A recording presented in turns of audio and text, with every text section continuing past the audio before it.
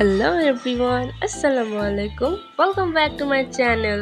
So guys, আজকের এই ভিডিওটা হচ্ছে কাঁচা আমের ভর্তা নিয়ে। যেহেতু এই সিজনটা হচ্ছে কাঁচা আমের, তাই আমি ভাবলাম কাঁচা আম দিয়ে ভর্তা বানানো যাক।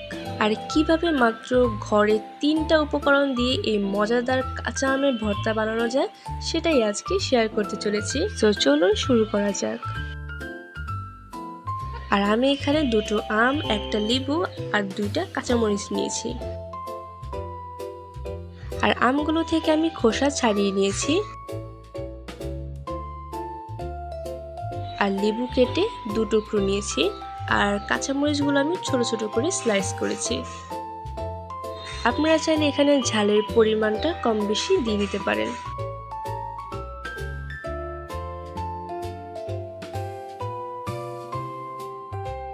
আর এখন আমি একটা গ্রেটারের সাহায্যে আমগুলোকে পাতলা করে কেটে নিব। সো দেখতেই পাচ্ছেন আমগুলোকে এখানে কতটা পাতলা করে কেটে নেওয়া হয়েছে। আর এইভাবে পাতলা করে কাটলে কিন্তু এটা খেতেও দারুণ লাগে।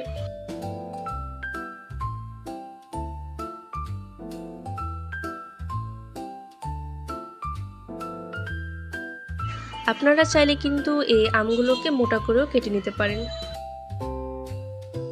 আর যেহেতু এটা আজকে ভর্তা হবে, তাই এটাকে আমি সুন্দর করে পাতলা করে কেটে নিয়েছি। আর এখন আমি দিয়ে দিব 2 টুকরো লেবু। এইখানে শুধু আপনারা লেবুর রসটা ব্যবহার করবেন। আর দিয়ে দিলাম আগে থেকে কেটে রাখা মরিচগুলো।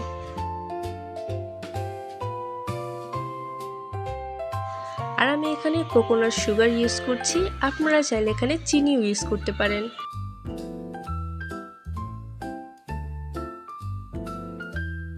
আর দিয়ে দিব স্বাদ মতো লবণ।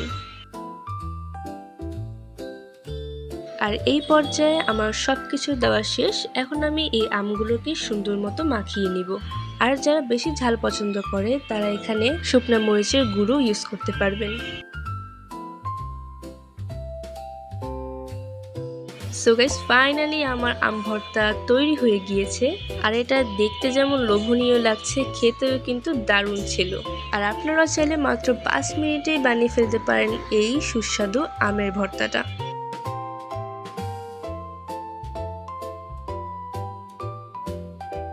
আর ভিডিও লাস্ট পর্যায়ে বলতে চাই, আমাদের ভিডিওগুলো আপনাদের ভালো লাগলে অবশ্যই লাইক, কমেন্ট এবং শেয়ার করবেন। আর আমাদের চ্যানেলটিকে সাবস্ক্রাইব করতে ভুলবেন না। সো আল্লাহ হাফেজ।